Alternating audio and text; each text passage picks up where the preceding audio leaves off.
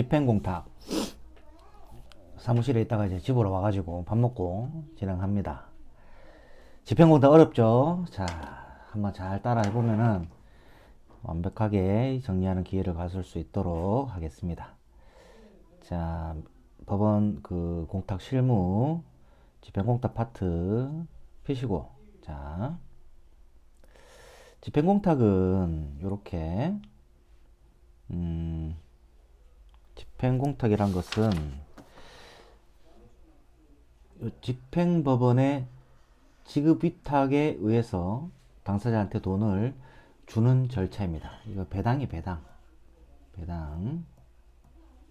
이렇게 주는 거라고, 집행공탁은.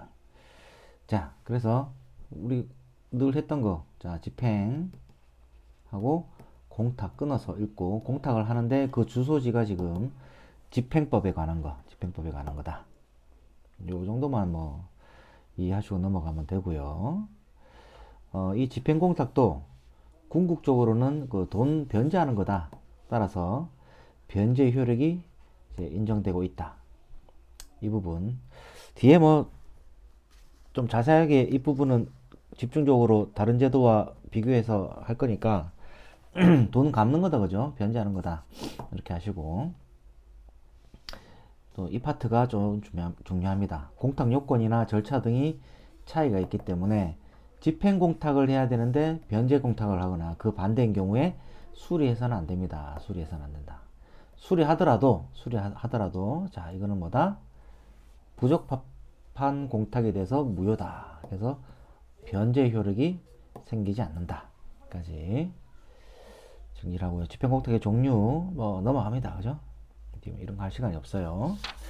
자, 공탁자는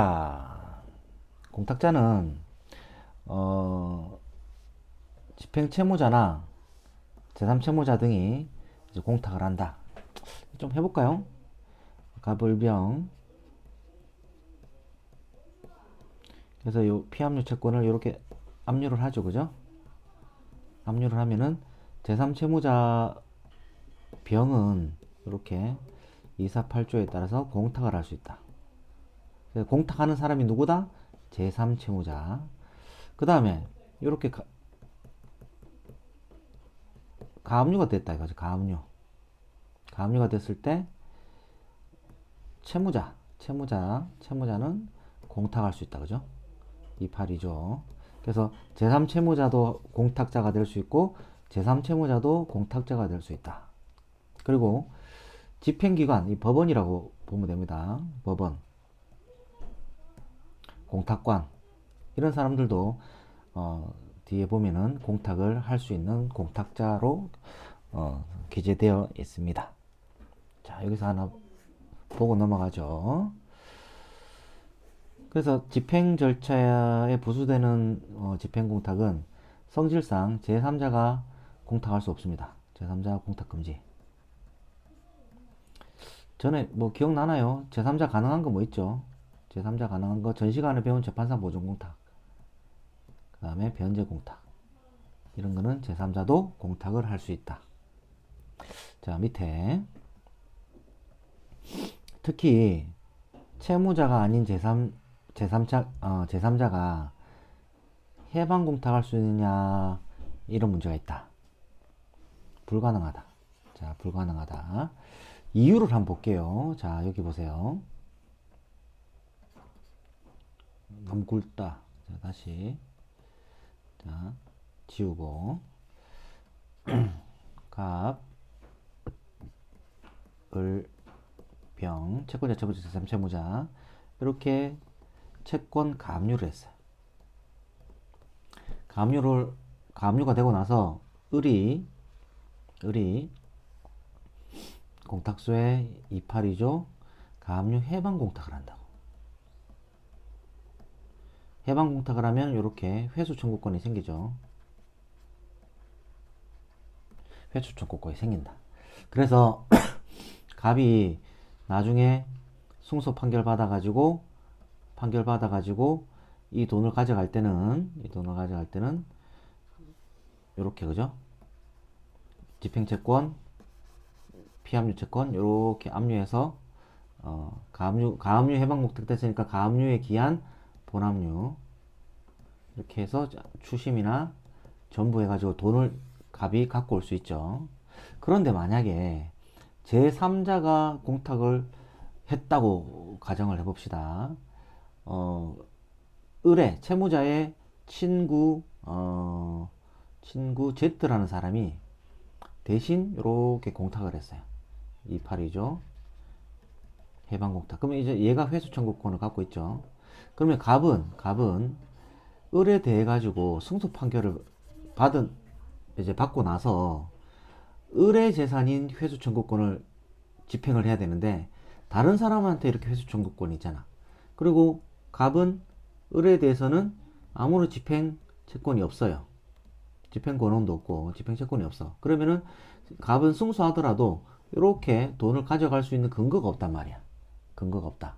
그러면 만약에 제3자에 의한 공탁이 인정되면 재산 빼돌리는 거하고 똑같은 꼴이 된단 말이에요. 그래서 안 된다. 자, 제3채무자가 해방공탁할 수 있느냐 관해서는 나중에 채권자가 채무자에 대한 집행권을 받아도 그 해방 금액에 대한 집행할 근거가 없으므로 가압류 채권자의 가압류 채무자에 대한 집행권으로는 가압류 채권자의 가압류 채무자에 대한 집행권으로 제3자가 한 해방공탁금에 대한 집행이 불가능하다. 부정해야 될 것이다. 자, 시험에 많이 나옵니다. 그죠? 시험에. 가압류 해방공탁인 경우에는 제3자는 할 수가 없다. 실무상 나와 있는데 넘어가도록 하겠습니다. 그리고 피공탁자. 이게 이제 자주 등장하는 문제인데, 집행 공탁에서는 피공탁자를 기재하지 않습니다. 그 이유는 피공탁자는 배당 절차에서 배당이 완결돼야지만 비로소 그때 확정이 되기 때문에 공탁할 당시에는 관념적으로만 피공탁자가 존재하고 공탁 신청할 때는 그래서 피공탁자를 기재하지 않는다. 자, 이거 이제 많이 헷갈려하는 부분인데 이렇게 압류가 됐다, 그죠? 압류가 되고 비의 채권자 갑, 을, 병 정도 압류를 했어요. 그러면 갑, 을, 병, 정 이렇게 압류됐죠. 이 상태에서 제3채무자가 집행공탁 248조 집행공탁한다, 그죠? 집행공탁할 때 A도 채권자 갑, 을, 병, 정 이렇게 피공탁자로 기재를 할 수 있느냐. 그래야지 기재를 해야 나중에 배당에 대해서 돈 받아갈 수 있는 거 아니냐 이런 생각을 하고 있는데 그게 아니라 이거지. 이런 사람들은 관념적 머릿속에 채권자 A 갑을병정 관념적으로만 있는 거지. 나중에 배당이 될 때 이렇게 배당표에다가 법원이 판단했을 때 A만 받아갈 수 있고 갑을병정은 어떤 요건을 못 갖춰서 배당을 못 받는다라고 판단하면 배당표에는 A만 이렇게 기재가 되죠. 그래서 이때 피공탁자로 확정이 되는 거기 때문에 공탁할 당시에는 피공탁자를 기재하지 않습니다. 자, 만약에 기재했다 하더라도 법원은 여기에 구속되지 않고 배당받을 때 이렇게 판단해서 배당을 해준다. 자, 여기까지. 그 다음 밑에 부분은 아주 중요한 부분인데요. 자, 이렇게. 자, 이거는 이제 전 시간에 했던 부분인데, 금전채권 일부에 대한 압류를 원인으로 제3채무자가 압류에 관련된 금전채권 전액을 공탁하는 경우에는 피공탁자란에 채무자를 기재한다. 그리고 291조, 248조, 이건 가압류거든요. 이때도 가압류 채무자를 피공탁자로 기재한다. 자, 제가 이제 이 집행공탁 설명할 때는 법 조문을 늘 이용되고 있는 법 조문은 이제 법 조문을 말씀을 드릴 거예요. 이 법조문을 이렇게라도 좀 암기가 돼 있어야 됩니다. 그죠? 이 말은 뭐냐면은, 자, 갑이 있었고, 갑 채권자, 을 채무자, 병 제3 채무자, 그죠? 제3 채무자. 이렇게 1억, 피압류 채권이 1억이 있었는데, 이 7천만 원을 가지고 압류를 한 거야. 그러면 1억 중에 3천만 원은 압류가 안 됐고, 7천만 원이 압류 효력이 미치잖아요. 그죠? 압류 효력이 미친다. 이 경우, 제3채무자가, 전액을 가지고, 1억 전액을 가지고, 이렇게 공탁을 하는 거예요. 1억 전액을 가지고. 그러면 이렇게 동그라미로 표현했을 때, 이 7천만 원 부분은 압류가 효력이 미치니까 집행공탁이 되고, 압류 효력이 미치지 않는 3천만 원 부분은 변제공탁이 된다고. 변제공탁.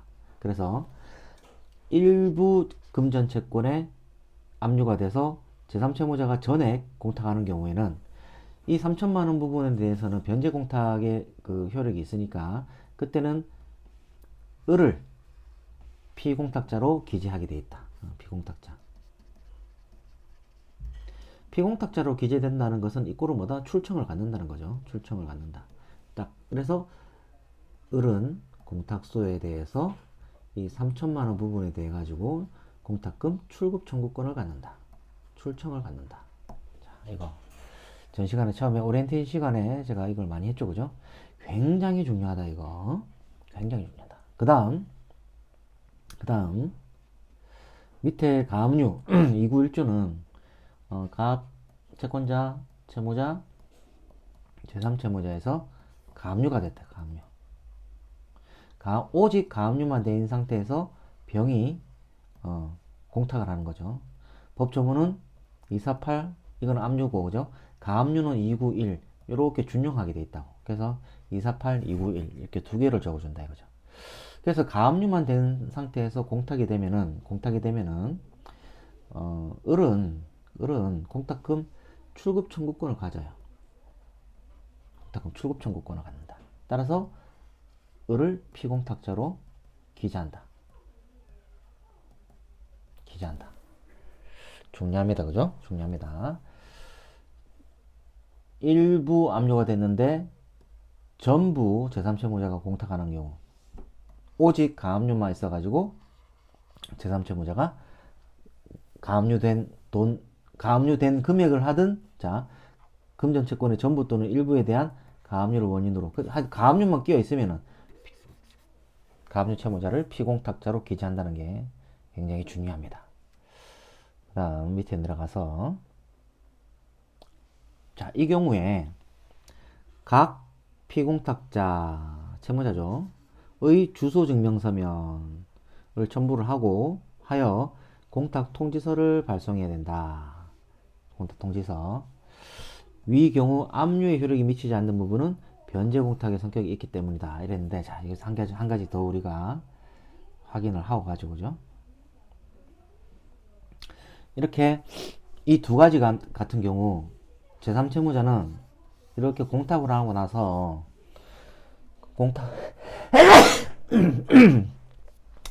오늘 미세먼지가 울산에 아주 심하다고 합니다. 그죠? 자, 공탁을 하고 나서 이 피공탁자를 기재해서 공탁을 하는 거죠. 그죠?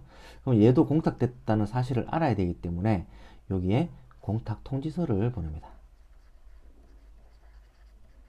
그래서 나중에 을이 돈 찾아갈 때 이 공탁 통지서를 첨부해야지만 되죠. 그죠? 공탁 통지서를 첨부한다. 마찬가지 가압류만 된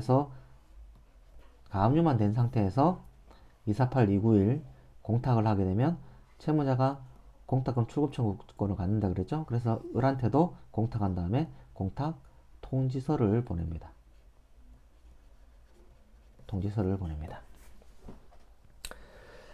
자, 여기까지 하고 나서 3번 이제 이거 좀 중요하네. 그죠? 이것만 이해하면 됩니다. 그죠? 자, 가압류 해방 공탁에서는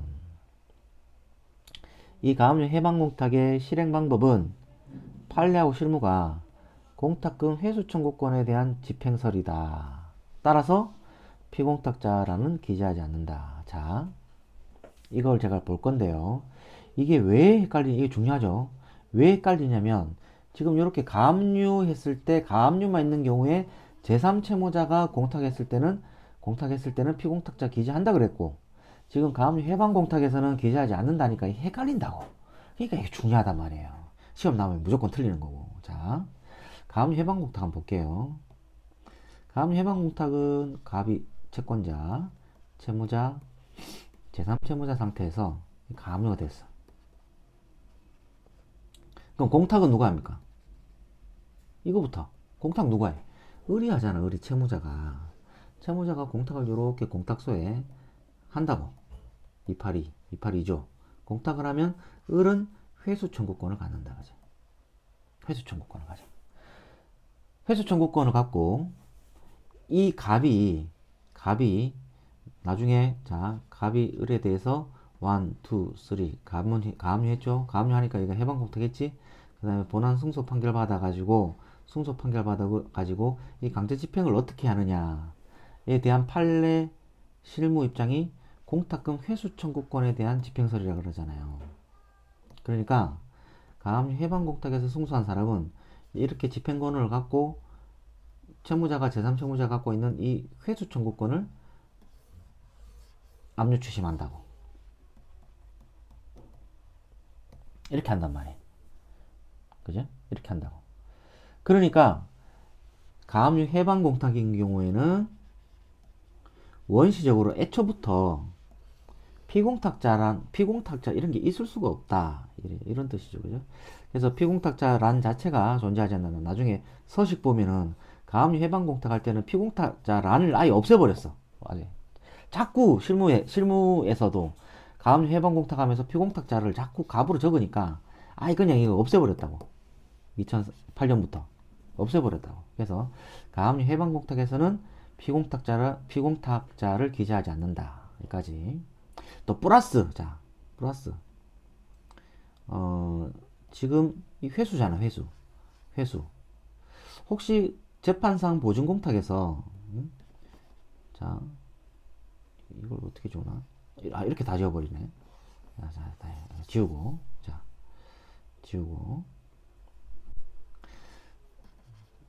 재판상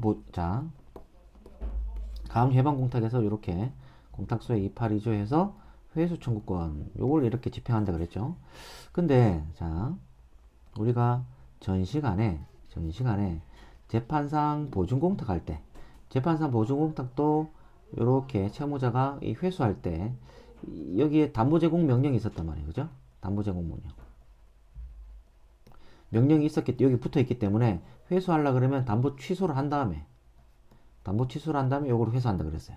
그러면 가압류 해방 공탁도 회수니까 재판상 보증공탁처럼 담보 취소 결정 받아야 되는 거 아니냐. 이것도 시험 문제 많이 나와. 아니다. 그죠? 아니다. 이거는 을이 어디 담보 제공 명령이나 가압류 해방 공탁을 하라는 명령에 따라서 하는 게 아니라고. 그냥 얘가 혼자 임의로 하는 거야. 임의로. 그러니까 담보 제공 명령 자체가 없다고. 그래서 이거 회수할 때는 담보 제공 명령을 취소하는 담보 취소 결정 이런 거 받을 필요가 없다. 이것도 머릿속에 기억을 해놔야 됩니다. 너무 복잡하나요? 나중 되면 다 이해됩니다. 그죠? 관할 없다. 자, 공탁 목적이면 돈 내야 된다. 그죠? 재판사 보증 공탁은 돈 내야 된다. 넘어갑니다. 이런 거는. 넘어가고요. 자, 이제 248조에 의한 공탁을 보도록 하겠습니다. 자, 248조에 의한 공탁. 이 부분은 민사집행법 시행되기 전 해갖고 이 역사가 조금 있는데 그냥 넘어가도록 하고 이 부분만 보도록 하겠습니다. 금전 채권에 압류가 있는 경우에 자 지금부터는 자 압류인지 가압류인지 이거를 늘 눈을 크게 뜨고 봐야 돼요. 자 압류가 있는 경우에 제3채무자가 하는 공탁은 248조 1항에 의한 권리공탁과 2사망에 의한 의무공탁으로 나누어진다. 권리공탁이라는 것은 공탁할 수 있는 거죠. 이거는 의무적으로 해야 된다. must. 이런 거. 자, 전자는 권리공탁은 압류가 되면 경합이 없더라도 제3채무자 선택에 따라서 압류된 금액이나 그 전액을 공탁해가지고 채무를 면할 수 있게 되는 거고, 의무공탁은 제3채무자가 금전 채권에 관한 배당 요구서를 송달받거나 배당 요구서를 송달받거나 금전 채권 중 압류되지 아니한 부분을 초과한 가압류나 압류 명령을 송달받 후 배당에 참가한 채권자의 공탁 청구가 있으면 의무적으로 공탁을 해야 된다. 그래서 공탁에는 권리공탁과 의무공탁 두 가지로 나눠진다. 재정 이유는 넘어가도록 하고요. 바로 권리공탁, 1항에 의한 권리공탁 보도록 하겠습니다. 자, 248조 1항. 자, 채권자 채무자 제3채무자 관계에서 이 제3채무자가 248조 1항에 의한 집행공탁을 한다. 이거 할 때 이렇게 지금 압류가 들어와 있는 거죠. 단일한 압류가 들어와 있는 경우에도 되고 여러 가지 다 된다 이거죠. 압류 경합 이런 경합됐는지도 따질 필요도 없다. 자, 경합이란 거 기억나나요? 이렇게 피압류 채권이 이렇게 있으면 집행채권의 총액, 집총하고 피총, 피압류 채권의 총액 이걸 따졌을 때 집행채권이 커야 압류 경합이라 그랬죠. 압류 경합이라 이런 거 안 따지고 제3채무자는 248조에 의해서 공탁을 할 수 있다. 자, 이러한 집행공탁은 제3채무자가 집행관계에서 이탈할 수 있도록 하자는 취지가 있고 압류된 채권에게 하나여 공탁하도록 하는 것이 원칙이다. 그러나 뭐 이렇게 적용하면 툭툭 해서 전액 공탁을 할 수 있다. 우리 그 민법의 채권 양도편에 가면 이렇게 되죠. 채권 양도편에 가면 원래 이렇게 채권자, 채무자, 공사대금 1억 채권이 갖고 있었다 이거죠. 이거를 채권 양도를 하는 거죠, 그죠? 그러면은 양도하는 사람이 양도인, 받는 사람이 양수인이 되는 거죠, 그죠? 양수인이 되면 이 채권이 동일성을 유지한 채로 바로 이렇게 넘어가 버린다. 이건 없어지고, 그래서 갑은 바로 병에 대해서 이렇게 채권을 행사할 수 있다. 이게 채권 양도인데 채권 양도 규정을 보면, 자, 채권 양도 규정을 보면 어떤 조문이 있냐면 이 조문이 굉장히 중요하다고. 원래 이렇게 채권이 이 채권자 채무자 관계에서 채권이 이렇게 있었단 말이죠.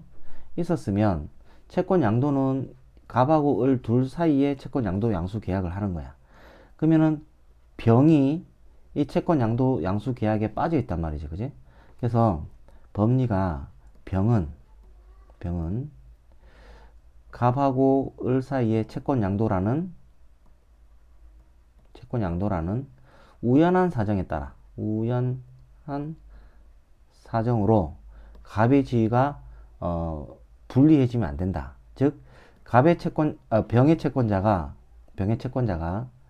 을로 있을 때랑 병의 채권자가 갑으로 바뀔 때랑 병의 채권자가 뭐 정으로 바뀔 때랑 이런 거에 영향을 받으면 안 된다 이거지. 왜?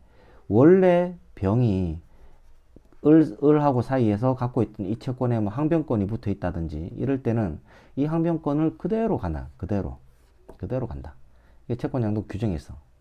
그럼 이 규정을 이제 라이브하게 표현을 해보면 양도인, 양수인, 채무자라 하거든. 그럼 원래 이렇게 채권이 붙어 있었고 여기에 채무자가 항변할 수 있는 것들이 붙어 있다.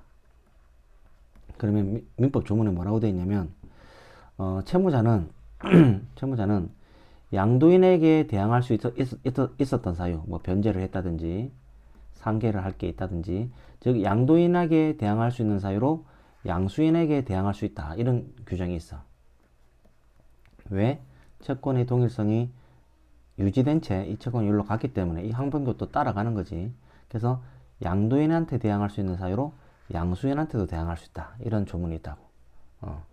그래서 이게 집행법의 그대로 취지가 이 채권 양도의 취지가 인정이 되는 꼴이는 거죠. 그죠? 그래서 이렇게 채권이 있었고, 이 병 입장에서는 이렇게 공탁을 한다고.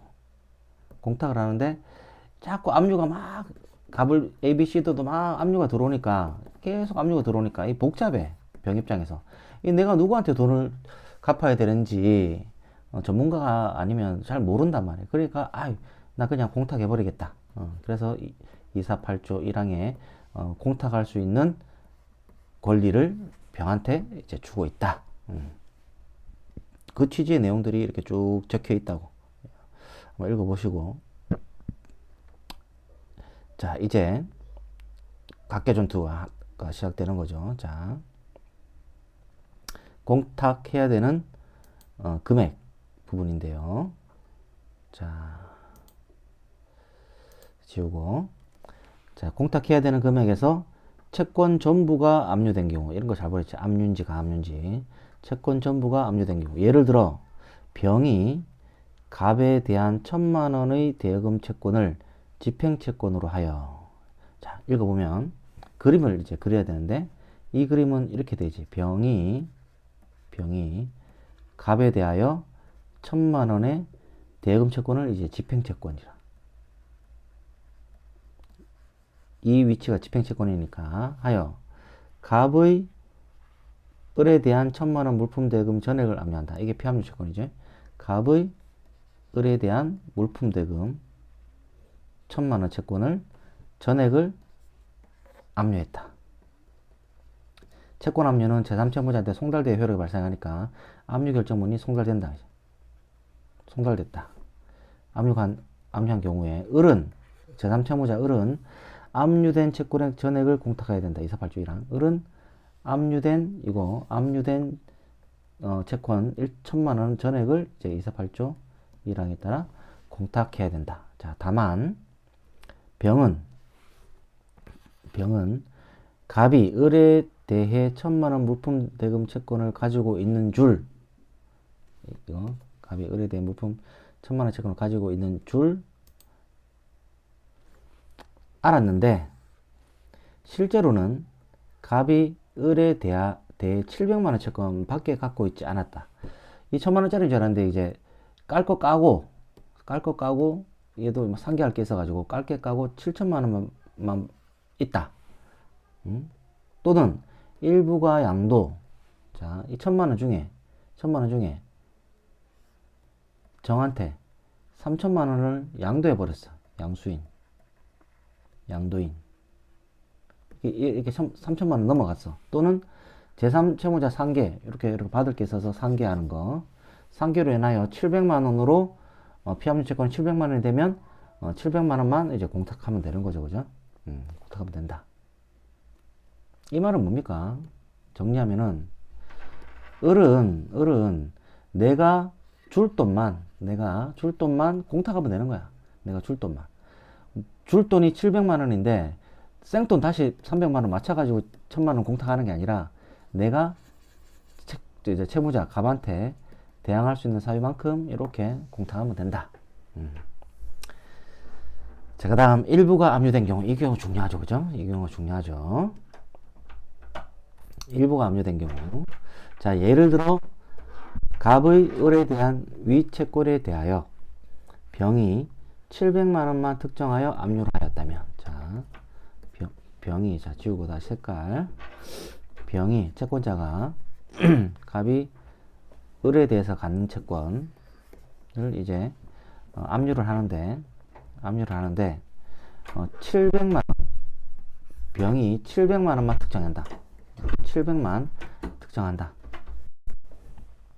1,000만 원 있고 700만 원만 특정했을 경우 일부만 압류되는 거죠. 1,000만 원 중 일부만. 자, 보통 청구 금액을 700만 원으로 하고 피압류 채권의 특정을 갑이 을에 대해 가지고 있는 1,000만 원 물품 대금 중 위 청구 금액 실무상 다 이렇게 한다고 라고 그 피압류 채권을 특정한단 말이야. 즉, 이 피압류 채권을 실무상 압류 채권을 표시하면 갑이 을에 대해서 갖고 있는 물품 대금 중, 위 청구 금액에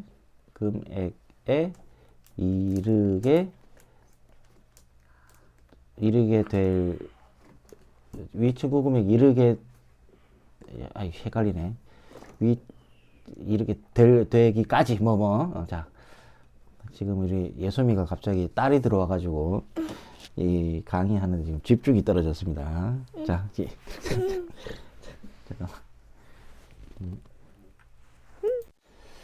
자, 이렇게 특정해서 압류를 하면은 제3채무자는 그 전액을 공탁할 수도 있고 압류된 금액만 공탁할 수도 있다. 이렇게 이 두 가지 방법이 있는데 두 가지 방법 절차 이런 것들이 이제 차이가 난다.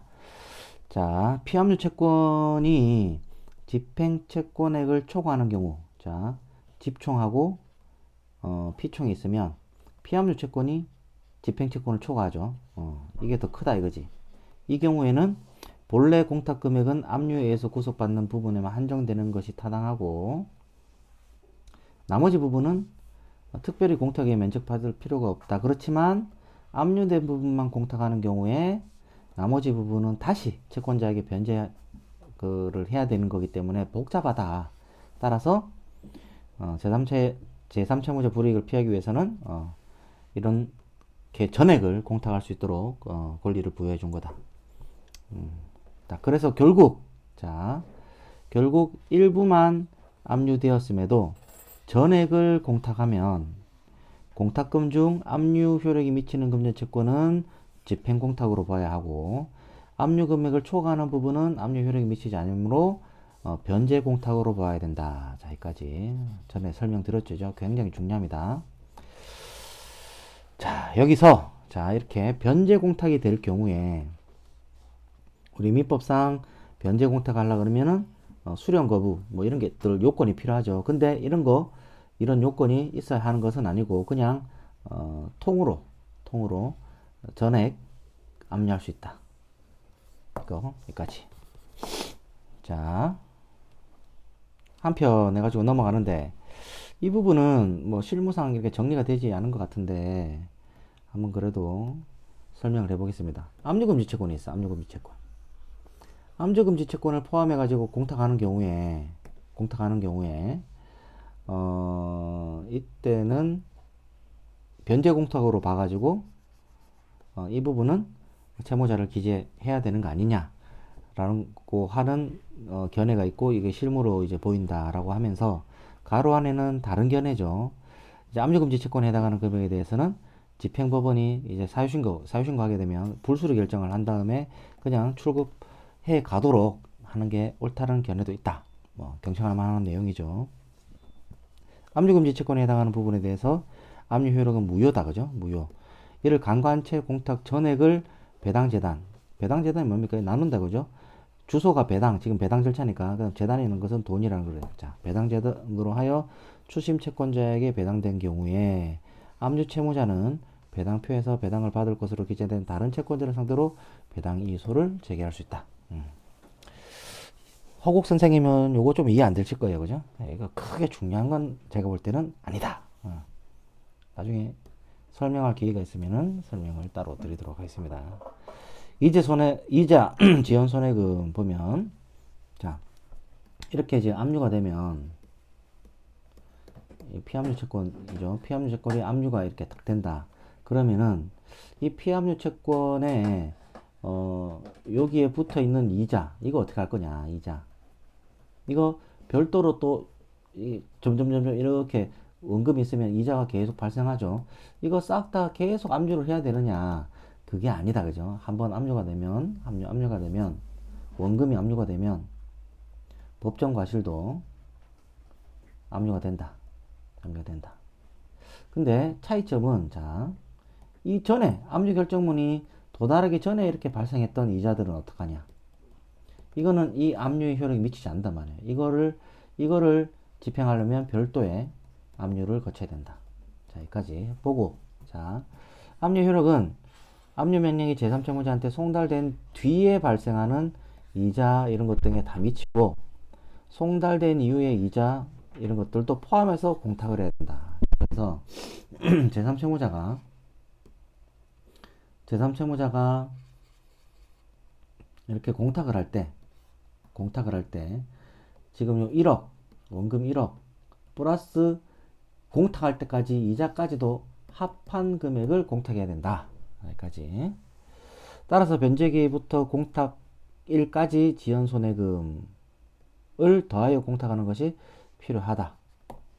또한 변제기 전에도 공탁서에 기한이익을 포기한 뜻을 기재하고 이자를 합한 금액을 공탁금으로 하는 공탁은 인정된다. 그래서 이게 디테일하게는 원금하고 공탁할 때까지 이자도 공탁을 해야 된다. 다음 금전채권에 이제 압류가 한 개만 있는 경우 공탁을 어떻게 하느냐? 이거는 이제 앞으로 쭉 반복될 건데요. 집행채권자는, 자, 집행채권자는 갑을병에서 이 집행채권자죠, 그죠? 집행채권자는 목적채권의 일부에 대해서만 압류할 수 있으며, 이거 이 목적채권이란 말이에요, 이게. 피압류채권이 이제 목적채권. 채권을 일부에 대해서만 압류할 수 있고, 목적채권의 일부에 대해서만 압류 명령을 신청할 때에는 그 범위를 압류 명령서에 기재하여야 한다. 예컨대 목적채권이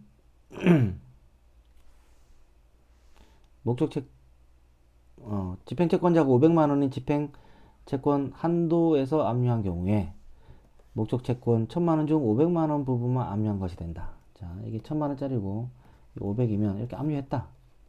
그러면은 이 피압류 채권 중에 500만 압류하는 것이 된다. 실무상 청구 금액을 500으로 하고 피압류 채권 특정을 갑이 을에 대해 가지고 있는 1000만원 대여금 중 위금액에 이르기까지라고 범위를 제한하는 형태를 취한다. 실무상 다 그래, 실무상. 내가 갖고 있는 채권에 이르게 될 때까지 금액을 압류한다.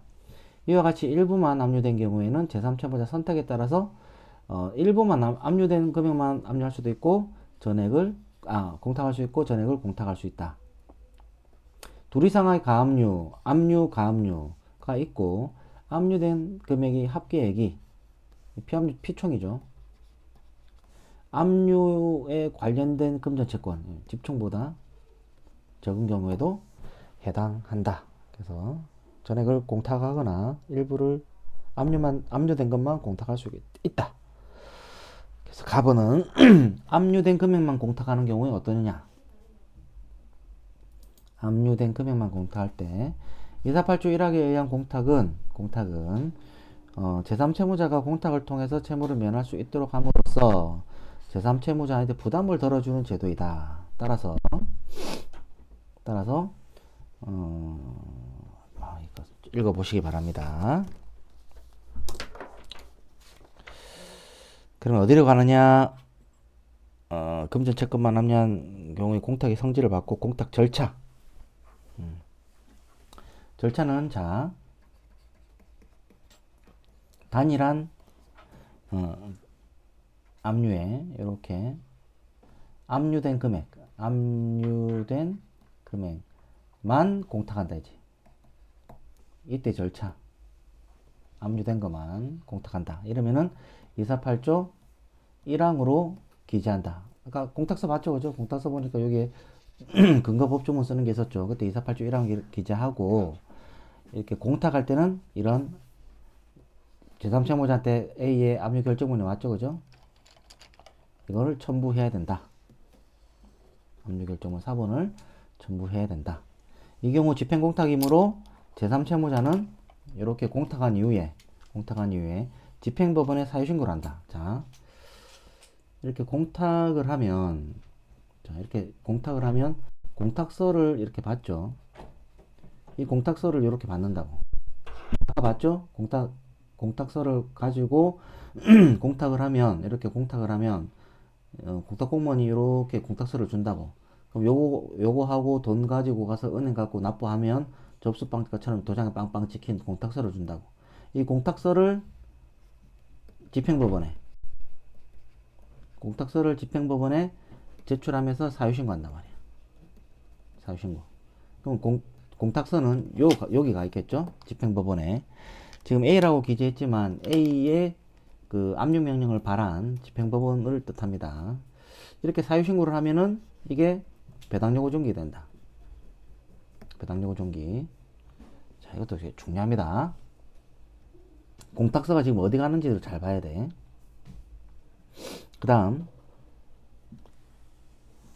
두 개 이상 압류나 가압류가 있고, 압류된 금액의 합계액이, 압류된 금액의 합계 뭐지?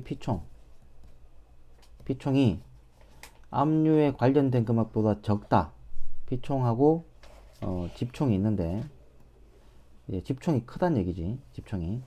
적어서 압류된 금액만 공탁한 경우에 사유신고는 어디 한다? 먼송 앞발. 자, 먼송 앞발에 한다.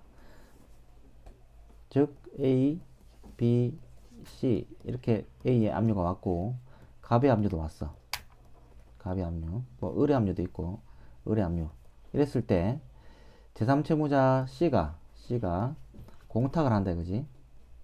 248조 1항에 따라서 공탁을 하면 공탁서는 이렇게 갖고 와서 지금 법원이 하나, 둘, 세 개잖아.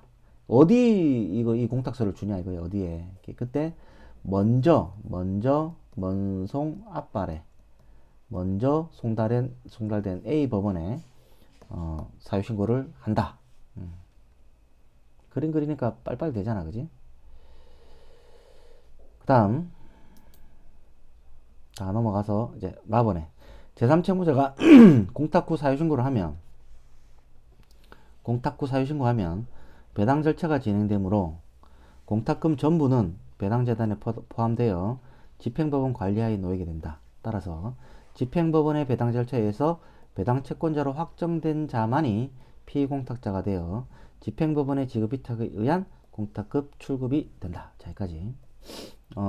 지금 이 워딩 자체가 굉장히 중요해요. 지금 요 뭐 3번 이거 같이 볼 건데 이 워딩 자체가 중요하다고. 자, 그림을 다시 그려보면 이렇게 갑, 을, 병 압류되지, 압류. 그래서 248조에 따라서 248조에 공탁을 한다 이거지. 공탁을 딱 하면 병은 이렇게 공탁서를 받아가지고 돈 내고 나서 공탁서를 먼송 앞발에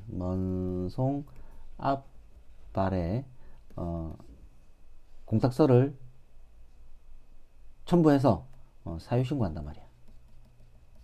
사유신고를 딱 해. 사유신고하면은 이게 배당요구 종기가 되지. 배종이 제고.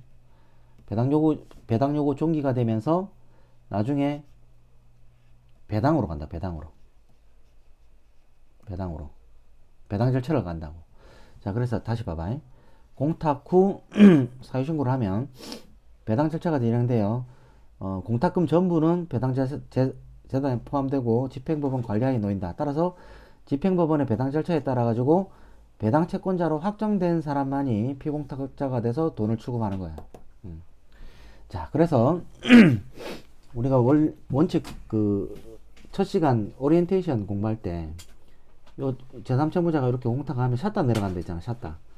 배당 요구 종기가 딱 되면서 샷다가 딱 내려간다고. 샷다가. 자, 기억나나요? 이렇게 공탁을 하면 요 피압류 채권은 소멸하고 집행은 종료된다 그랬고, 집행 종료된다 그랬어. 그리고 샷다가 딱 내려간다. 한 번 내려간 샷다는 올라가지 않는다, 그지?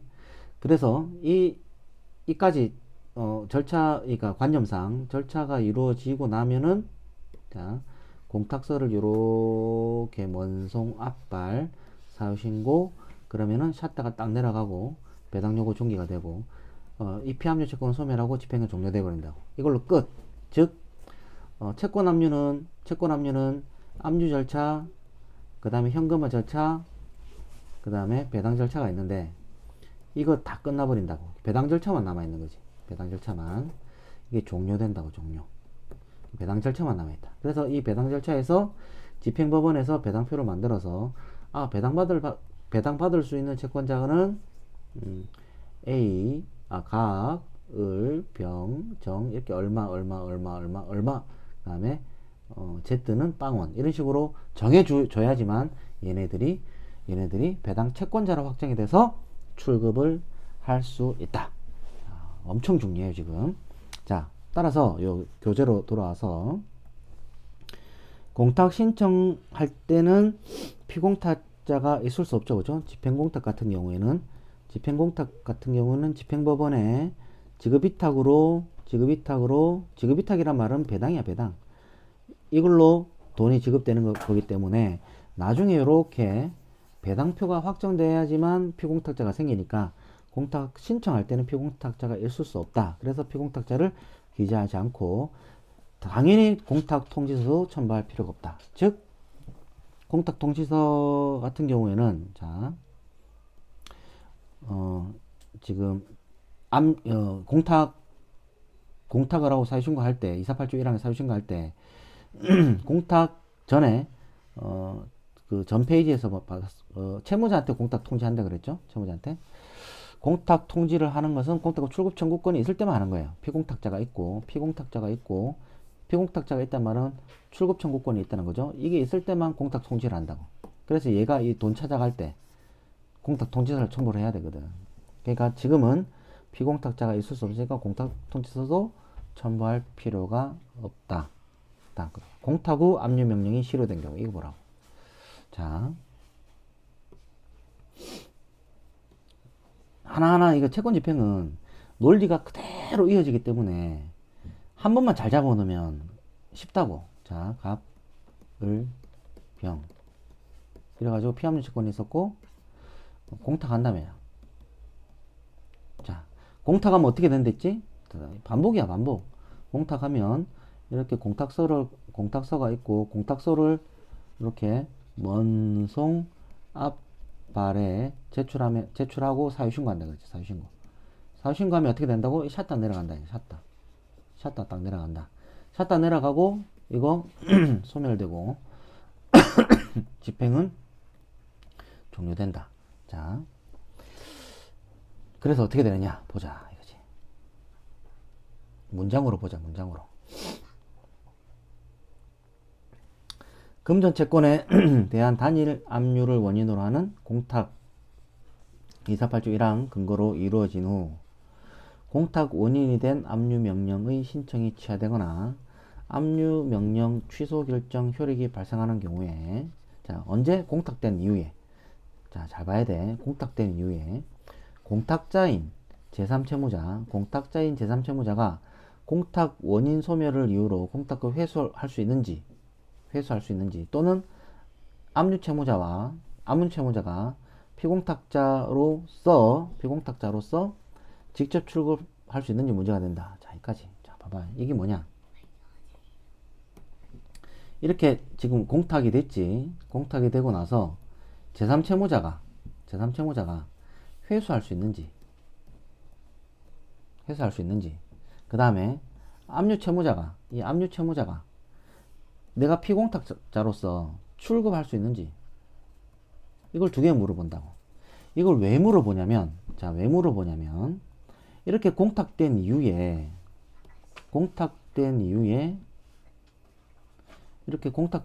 얘가 압류를 취소한대. 압류 취소했기 때문에 공탁한 사람은 다시 돈을 찾아가든지 아니면은 이거 취소했으니까 을이 내가 직접 돈을 받아가는지 갈 건지 이거 가능하냐? 안 된다. 자, 쉬워. 왜? 집행이 종료됐기 때문에 취하 취소가 안 돼.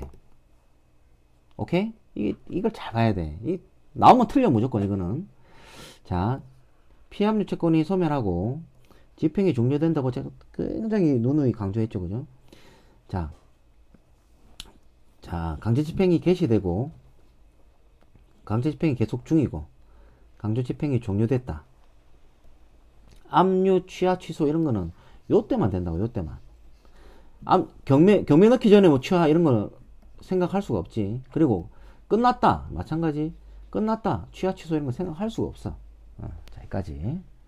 자, 먼저 공탁자인 제3채무자가 공탁법상 회수사인 공탁 원인 소멸을 이유로 공탁금 회수할 수 있는지 문제가 된다. 자, 문제가 된다. 여기서 공탁 원인 소멸이란 공탁이 유효하게 성립된 이후의 사정 변경으로 더 이상 공탁을 지속시킬 필요가 없는 경우, 자, 공탁 이제 할 필요가 없다. 그러나 248조 1항에 따라서 채권 압류를 원인으로, 압류가 압류 아닙니다. 압류를 원인으로 한 공탁이 성립되면 공탁이 무효가 아닌 한 제3채무자는 바로 채무를 면하게 되고, 자, 공탁되면은 바로 채무를 면하게 되고, 공탁금은 배당 재단에 포함돼서 집행법원 관리하에 놓이게 되므로 공탁이 성립한 후에는 그 공탁 원인이 된 압류 효력이 실효됐다 하더라도 압류 채무자는 집행법원의 배당 절차에 의한 지급위탁 증명서 교부를 받아 출급해 갈 수 있을 뿐 집행법원의 지급위탁에 의하지 아니하고 바로 공탁자가 공탁 원인 소멸으로 회수 청구권을 행사하거나 압류 채무자가 실효됐다는 이유로 공탁금을 출급할 수가 없다. 이거 굉장히, 이거 객관식 지문에 굉장히 많이 나오는데 이거를 이해하지 못하면 나올 때마다 틀려. 나올 때마다. 자, 지금 실무지에서는 안 써있지만 이 뜻이야, 이 뜻. 오케이? 자, 다시 합니다. 다시 실무지에는 이렇게 써있지만, 자, 갑을 병 관계에서 이 피압류 채권 돈, 피압류 채권은 원래 병이 을한테 이렇게 줘야 될 돈이지. 근데 압류가 됐단 말이야. 압류가 되니까 이 제3 채무자가 공탁을 한다고. 248조 1항 공탁을 해. 그러면은 공탁을 하면은 요렇게 앞으로는 이렇게 안 그릴 거란 말이야. 이 공탁서를 이렇게 하나 받아와 가지고 돈 내고 이렇게 집행법원에 원송 앞 발에 사유신고 한단 말이야. 사유신고. 그럼 공탁서는 요 가 있겠지, 그지? 자, 사유신고는 뭐다? 배당요구 종기다. 배당요구 종기고 나중에 배당으로 돈을 받아가는 거야. 왜 한 3개월에서 6개월 걸려? 이렇게 하면. 자, 그러면은 이렇게 공탁이 되고 나면 사유신고 즉 배당요구 종기로 샷다가 딱 내려가고 이 피압류 채권은 소멸하고 집행은 종료된다 그러지. 집행이 종료됐기 때문에 공탁 이후에는 갑이 취소하지 못해. 이거 못해. 왜? 취소할 집행 절차가 없어. 취소할 집행 절차가 없어. 절차가 없다. 그렇기 때문에 이 취소 못해. 자, 샷다가 내려간다는 말은 공탁이 된 이후에 피압류 채권이 소멸했잖아. 그러니까 을의 다른 채권자 A, B, C, D는 이렇게 압류하더라도 없는 거에 이미 소멸한 거에 압류했기 때문에 헛방이 되는 거예요. 헛방. 그래서 샷다가 내려간다는 말은 요 샷다 밖에 있는 사람이 이렇게 공탁 절차에 들어가지도 못하고 공탁 절차에 있는 사람들이 나오지도 못해. 즉 병이 공탁하고 나서 다시 회수 이것도 안 돼. 들어가지도 못하고 나오지도 못한단 말이에요. 샷다가 내려갔단 말이에요. 이걸 알고 있으란 말이에요. 이거를. 자, 그러면 제가 이 파트에서 설명을 이렇게 한 부분들이 교과서에 있냐? 법원 실무자료에 있냐? 있어. 군데군데 막 흩어져 가지고 이런 내용들이 적혀져 있단 말이에요. 있어. 제가 터무니없이 얘기하는 게 아니라 전부 다 근거에 있는 거다. 판례도 다 있고, 그죠? 판례도 다 있고. 믿으란 말이야. 자, 이렇게 이해를 해야지만 지금 이런 절차들이 그 법원 실무자료를 읽어가면서 자기주도 학습 방법으로 우리가 이해를 할 수 있다. 그 다음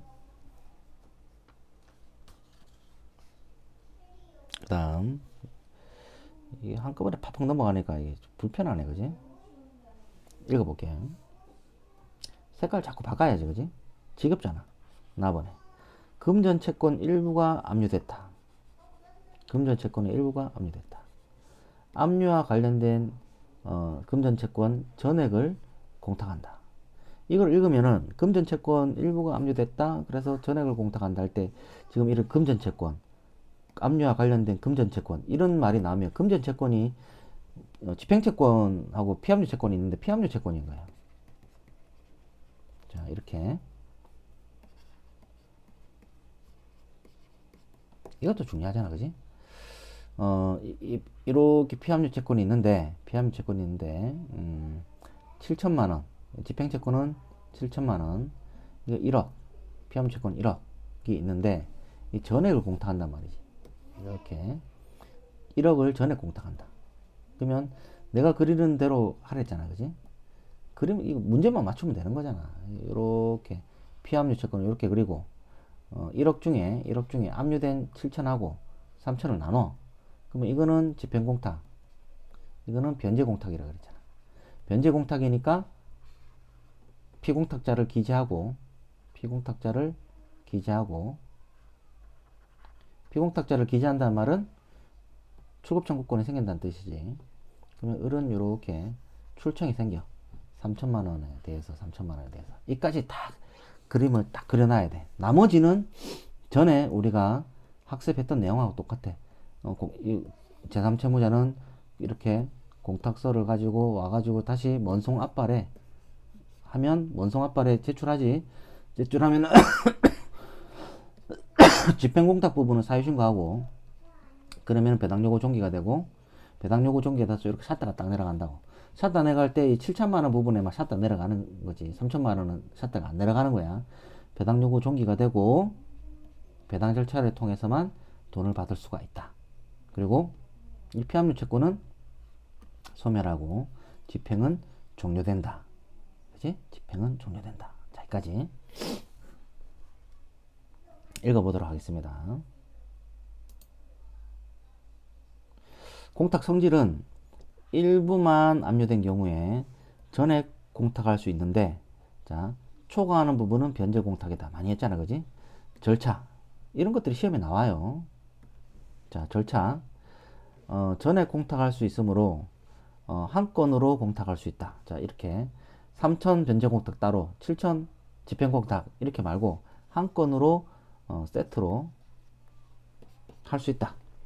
만약 압류 효력이 미치는 부분과 미치지 않는 부분을 굳이 나눠서 구별하여 공탁하려면 압류 효력이 미치는 부분에 대해서는 248조 1항, 나머지는 487조. 변제 공탁이 자, 여기서 변제 공탁은 487, 이거는 248조. 조문 이게 지금은 어색하더라도 나중에 반복해서 들을 거잖아. 이 조문을 그 좀 잘 알아두면 판례 볼 때도 빨리빨리 된다고. 자, 하는데 압류 효력이 미치지 않는 부분에 대해서 수령 거부 등 별도의 공탁 사유가 있어야 된다. 자, 여기까지. 원래 그냥 하나로 세트로 퉁으로 칠 때는 변제 공탁 부분에 대해서는 전에 본 것처럼 수령 거부 이런 요건이 필요 없이 그냥 통짜로 됐는데 굳이 나눠서 한다. 나눠서 한 건 나눠서 한다. 그러면은 변제 공탁은 변제 공탁에 대한 요건을 갖춰야 되니까 수령 거부 등 사유가 있어야 된다. 이렇게 할 필요 없어, 그지? 자, 그러나 제3채무자는 압류 효력이 미치지 않는 부분에 대해서 별도로 변제 공탁 사유가 없더라도 248조에 의해서 압류와 관련된, 자, 그러면 한 건으로 공탁할 수 있다. 이런 것도 시험 나오면 한 건으로 하는지 건건으로 하는지 이런 것도 잘 봐야 되죠, 그죠? 그 다음 조문은 248조 1항 적고 압류 결정문 4번 첨부하고 압류 효력이 미치는 부분은 집행공탁이기 때문에 자, 사유신고하고 이거 그대로 가는 거야. 사유신고할 때 배당요구 준비된다. 그대로 가는 거죠, 그죠? 자, 압류 효력이 미치지 않는 부분에 대해 변제공탁이 되기 때문에 자, 피압류 채권자를 피공탁자란에 압류 채권자 요 기재하고, 그죠? 기재하고 주소 증명서면 초본 떼놓고 주소가 불명일 때는 이를 소명하는 서류 뗀다. 그 다음 피공탁자한테 공탁 통지를 해야 되기 때문에 공탁 통지서 첨부하고 우편료 납입해야 된다. 자, 이거 똑같은 거야. 변제 공탁이니까 여기에 공탁 통지를 해준다. 공탁 통지. 그 다음 공탁금 중 압류 효력이 미치는 부분은 집행법원의 지급위탁에 의한 출급 청구할 수 있고 압류 효력이 미치지 않는 부분은 변제 공탁 예에 따라서 피공탁자인 압류 채무자가 출급할 수 있다. 이렇게 출급할 수 있다. 그죠? 공탁금 중 압류 효력이 미치지 않는 부분에 대해서는 공탁자는 누구죠? 제3채무자죠. 민법 489조에 의해 회수할 수도 있다. 그죠? 자, 여기 샀다가 딱 여기에 샀다가 내려가서 들어가지도 못하고 나오지도 못하는 건 집행공탁이고, 변제공탁은 들어갔다 나갔다 다 된다. 그죠? 그래서 이때 회수할 수 있고, 이 경우에는 집행법원으로부터 공탁서를 보관하고 있다는 사실증명. 이게 시험 많이 나오지. 자, 이거 뭐 색깔을 뭘로 해야 되나? 자, 지금 압류 효력이 미치지 않는 부분은 내가 공탁서를 지금 한 건으로 해가지고 이렇게 제출했잖아. 한 건으로 제출했잖아. 근데 압류 효력이 미치지 않는 부분 이걸 찾고 싶어. 돈을. 이때 공탁서 을은 공탁 통지서가 있어야 되고, 통지서가 있어야 되고, 그 이 제3채무자가 이제 이 3천만 원을 다시 회수하려면 공탁서가 있어야 되거든. 근데 공탁서는 여가 있잖아. 그 못 배운다고. 그러니까 집행법은 원성 앞발에 가가지고 공탁서를 보관하고 있다는 사실증명. 이게 시험에 많이 나와. 이 공탁자가 제3채무자인 것도 알아야 되고, 이거를 받아서 회수 청구할 수 있다. 여기까지. 아, 이거 너무 빨리 갔나? 하여튼 지금 이해되잖아, 그지? 이해되잖아. 그 다음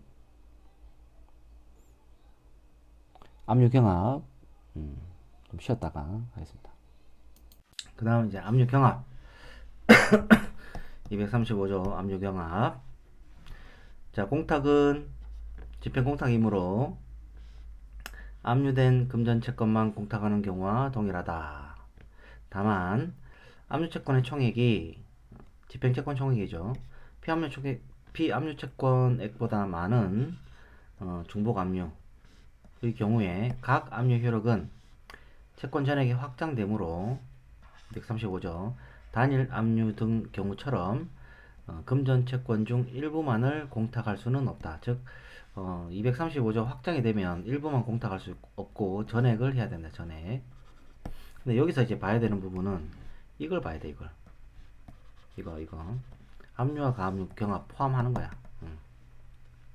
이때 근거 조문은 248조를 하고, 자, 피공탁자라는 기재하지 않습니다. 그리고 결정문 사본 첨부하고.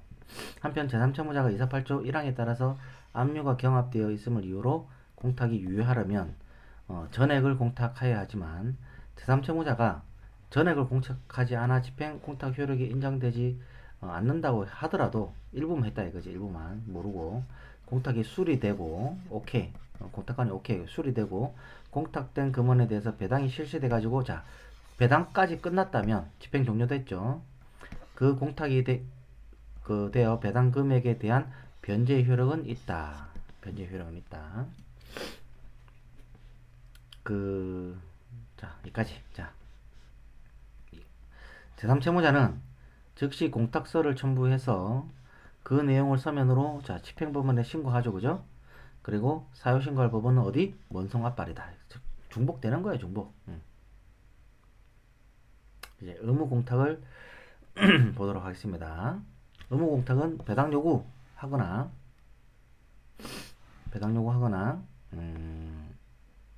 공탁 청구 할 경우에만 전액 공탁해야 된다. 이게 시험에 잘 나와. 자, A, B, C 압류가 되고 B에 대한 갑을 병정 이렇게 해서 압류가 됐다 이거지. 지금 압류만 지금 경합된 상태야. 그렇다고, 자, 이거 잘 봐야 돼. 압류가 경합된 요 상태로 공탁 의무가 생기는 거 아니야. 이 중에 한 명이 배당 요구를 하거든. 또는 야, 공탁해라. 공탁 청구. 이게 2항 3항 있어야 공탁 의무가 생겨서 전액을 공탁한단 말이야. 전액을 공탁한다. 오케이? 이게 시험에 잘 나와. 그냥 경합만 됐다고 공탁 의무가 생기지 않는다. 그 다음 요거 하나 더. 배당 요구 같은 경우에는 235조 규정이 적용을 안 받아서 만약에 이 공탁 청구가 없고 경합된 상태에서 A만 3천만 원짜리가 A만 배당 요구 하면은 3천만 원만 공탁하면 된다고. 여기까지 읽으면 다 그 안에 내용이 나와 있습니다. 자, 여기 있네요. 제3채무자는 경합하는 경우에 경합하는 사정만으로는 공탁 의무가 생기는 것이 아니고 배당받을 채권자의 청구가 있을 때만 공탁 의무가 생긴다. 그러나 압류가 중복되어 경합하는 경우에도 경합한 집행채권액 합계액보다 집총보다 피총이 더 많다. 집총, 피총. 피총이 더 많을 때에는 민사집행법 248조 3항에 말하는 압류강압이 아니기 때문에 채권자의 청구가 있다 하더라도 공탁 의무가 없다. 여기까지 이해되죠, 그죠? 이게 이 말이잖아.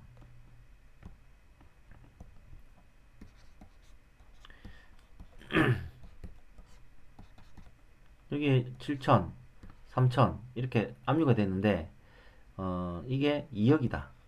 그러면은 7 플러스 3은 1억. 이게 집총, 집행채권의 총액. 그 다음 피총 2억. 피총이 더 크잖아. 더 크잖아. 2억, 1억 하고 이게 더 크잖아. 그러면 이때는 235조에 압류경합 요건이 안 맞다고. 압류경합이 아니야. 경합이 아니다. 자, 이 경우에 자 제3채무자 병이 지금 이렇게 압류가 형식상 여러 명이 이렇게 경합돼 있다고. 경합돼 있는 상태이고 그 중에 갑이 공탁해라, 공탁 청구를 했다 하더라도 공탁 의무가 생기는 거 아니다. 공탁 의무가 생기는 게 아니다. 왜? 압류 경합이 아니니까. 압류 경합이 아니니까. 공 이제 의무 공탁의 성격이 뭐냐? 의무 공탁 의무 공탁의 성격은 좀 잠깐 내려가서 자, 여기까지 끝나고 의무 공탁의 성격은 머스트 공탁해야지만 면책받을 수가 있다. 이 내용입니다. 읽어보면 됩니다. 그 다음 공탁할 금액 이것도 뭐 전액 공탁한다 이거 넘어가고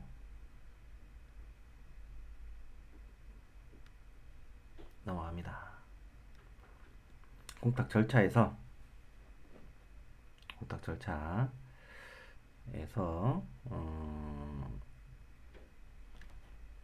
구체적인 거는 앞에 봤던 거하고 다 똑같다. 이거 이거 넘어가죠. 공탁 효과 보겠습니다. 이게 중요해. 248조에 따라서 집행공탁을 하면 어떤 효과가 있느냐. 첫 번째 채무 변제 효과. 자,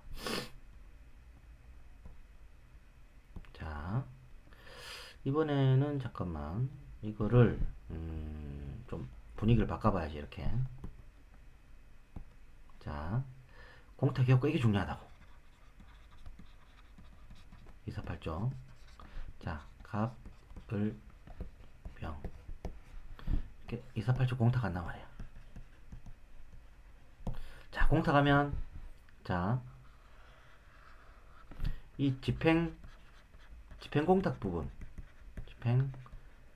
부분은 샷다가 내려간다 그래. 샷다가 내려가서 어떻게 된다? 들어가지도 못하고 나오지도 못한다. 여기까지 샷다가 내려간다. 그 다음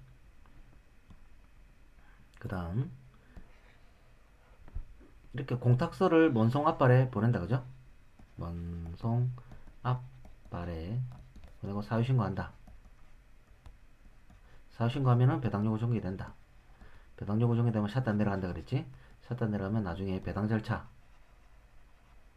지급 위탁에 의한 출급을 하게 된다. 이걸 봤다고. 그러면은 이 피압류 채권은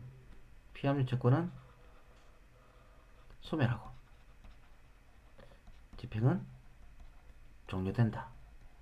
자, 여기까지 계속 봤지. 지금 요 부분은 좀 따로 볼 거라고. 같이 봐버리면 그림이 너무 헷갈리니까. 자, 그래 첫 번째가 채무 변제 효과인데, 자, 제3채무자가 이사팔조에 대해 공탁을 하면 기본적인 효과로서 채무자에 대한 채무를 면하게 된다. 즉, 지금 을이 지금 이렇게 공사대금 1억을 갖고 있으면 병은 실제법상, 민법상 이렇게 1억을 갚아야 될 채무가 있잖아. 이 채무가 없어진다. 이 채무가 없어진다. 돈 여기 냈으니까, 그지? 채무가 없어진다. 그 다음, 그 제3채무자 공탁은, 공탁에 따른 변제 효과 역시 압류의 대상에 포함된 채권만이 변제 효력이 생기고, 따라서 제3채무자가 공탁할 때는 이 점을 유의해서 공탁해야 된다. 앞에서 공탁제 위에 보듯이 제3채무자에게 곧바로 변제시키는 것이 적당하지 않은 경우 변제의 목적물을 확실히 보관하기 위한 게 공탁제도이기 때문에 변제 대신에 금전을 제공시키는 경우에 공탁제도를 이용하게 함으로써 면책받고 도모하고 있다. 이게 공탁이다. 뭐 이런 거 읽어보시고, 그죠? 자, 그 다음 효과가 뭐냐? 압류명령 압류명령을 취하 취소가 불가하다. 즉, 자, 여기서 이 그죠? 갑이 공탁된 이후에는 취소, 취하, 불가. 왜지? 왜? 집행이 종료됐기 때문에 취소, 취하, 불가하단 말이야. 자, 정말 중요합니다. 읽어볼게요. 채권자는 현금화 절차가 끝나기 전까지 취하할 수 있는데, 자, 현금화 절차가 보통 압류, 현금화, 배당인데, 압류하고 현금화라는 것은 추심, 전부 이런 거란 말이고, 실무상 이 두 개 같이 하니까 이 두 개 취할 수 있는데, 채권자가 채무자의 제3채무자에 대한 채권을 압류한 상태에서 제3채무자가 공탁을 하면, 압류명령은, 자, 이거 봐. 압류명령은 목적 달성으로 존재 의의를 소멸한다. 압류명령 소멸한다 그랬지? 자, 여기서 전 시간에 제가 한 거예요. 다 전부 다. 이렇게, 자, 다시. 이걸 좀 확대해서 그리면 갑, 을, 병 이렇게 피압류 채권이 소멸하고 갑 입장에서 이렇게 하니 압류 명령이 소멸한다. 소멸되는 게, 자, 피압류 채권 소멸하고 압류 명령, 즉 갑거 압류 명령 소멸, 을거 피압류 채권 소멸. 그 다음에 제3채무자가 채무자한테 갖고 있는 이 채무 소멸, 이렇게 소멸되는 거야. 세 개가 소멸된다. 자, 즉 제3채무자가 이사팔조에 따라서 공탁을 하게 되면 압류된 채권이 현금화된 것으로 볼 수 있고, 압류 명령으로 인한, 자, 집행이 종료된다. 자, 했죠? 집행이 종료되고 피압류 채권 소멸하고 압류 결정 소멸하고 채무 소멸한다. 요런 게 디테일한 게, 이제 요런 거 잘 알아놔야 행간의 의미를 알 수 있고, 판례의 행간의 의미를 이게 굉장히 중요하다고. 자, 따라서 이것도 중요하죠. 지금 따라서 공탁 이후에 압류채권자의 지위가, 배당받을 채권자 지위로 전환된다. 여기서, 자, 보세요. 압류 효력이 없어지는 대신에, 자, 압류 효력이 없어지는 대신에 지금 이렇게 공탁했지. 공탁하면 샷딱 내려간댔잖아. 여기까지 샷딱 딱 내려가서 이거 없어지고 채무 없어지고 다 없어졌어. 그 대신 그러면 뭐 어떻게 되느냐? 돈 못 받느냐? 그게 아니라 이 압류 채권자는 이제 요 배당 절차에서 배당받을 채권자로 바뀐다. 사유신고 전이라 하더라도 압류 채권자의 압류 명령 신청이 취하가 취하는 허용되지 않는다. 바로 그냥 소멸하기 때문에 사유 신고 안 하더라 신고하기 전이라도 취하가 허용되지 않는다. 근데 취하가 돼버리면 어떻게 하지? 그건 뒤에 나온단 말이에요. 배당에서 빼면 돼. 자, 압류 채권자가 취하서를 제출하더라도 취하의 효력이 발생하지 않고, 자, 배당금 교부 청구권 포기일 뿐이다. 따라서 집행법원은 배당 절차는 그대로 진행하고 취하한 사람은 배당에서 빼면 된다. 빼면 된다.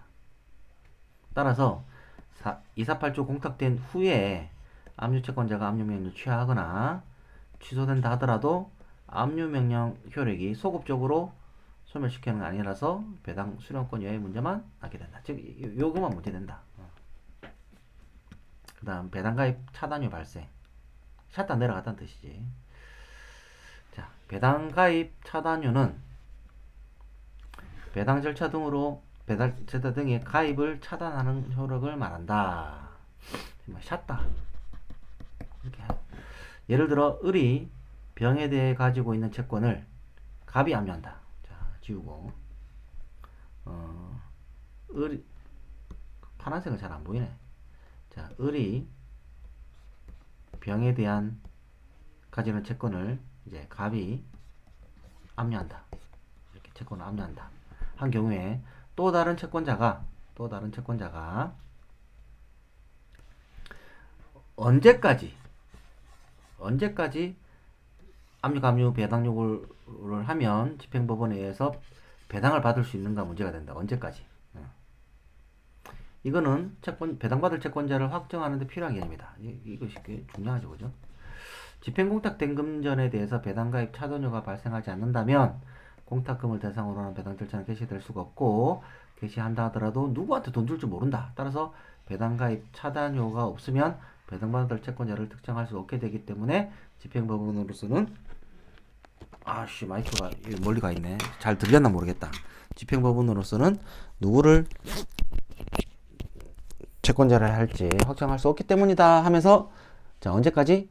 공탁 사유 신고할 때까지, 공탁 배당 요구 종리는 공탁 사유 신고할 때까지니까 이때까지 들어와야 된다. 여기까지. 그러면 자, 공탁하고 나면 원송 압발, 그러면은 사유 신고한다 그러잖아.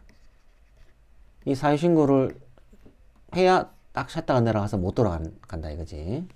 자, 일부만이 압류되었음에도 제3채무자가 전액을 공탁하여 사유 신고한 경우에 공탁금 압류 효력이 미치는 부분은 집행공탁으로 보아야 하고, 초과하는 부분은 뭐다? 변제공탁 보아야 하기 때문에 변제공탁한 부분에 대해서는 사유 신고에 의해서 차단료가 발생할 여지가 없다. 즉 따라서 이렇게 그려야죠.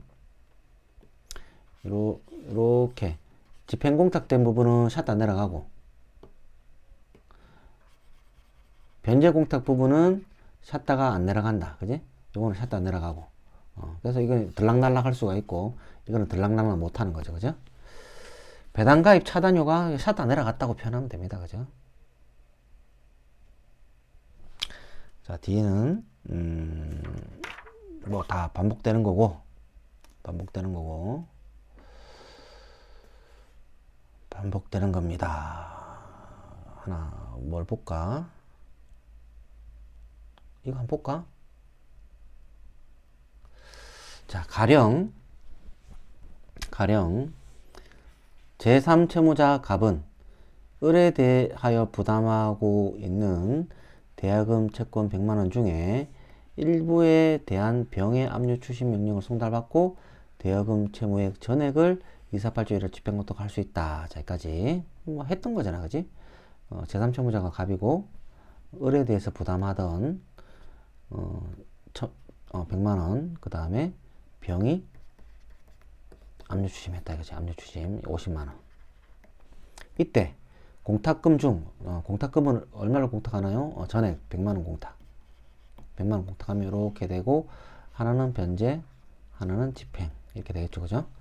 공탁금 중 병의 압류 효력이 미치는 50만원은 배당 재단이 되지만 압류 효력이 미치지 않는 50만원은 변제 공탁 성격을 가지고 있기 때문에 을이 피공탁자로서, 자, 많이 했잖아. 이거 계속 반복이야. 을이 피공탁자로서 공탁금 출급 청구권을 갖는다. 이 50에 대해서. 자, 갖는다. 그런데 을이 가지는 공탁금 출급 청구권 50만 원에 대한 압류 경합이 발생하면 이 말은 뭐냐? 자, 이 말은 아씨 왜 없어졌어? 잠깐만. 아씨 다시. 와, 이게 없어져 버렸네. 이건가? 이건가? 아닌데? 아이씨. 아, 지우개를 눌러버렸네. 자, 다시.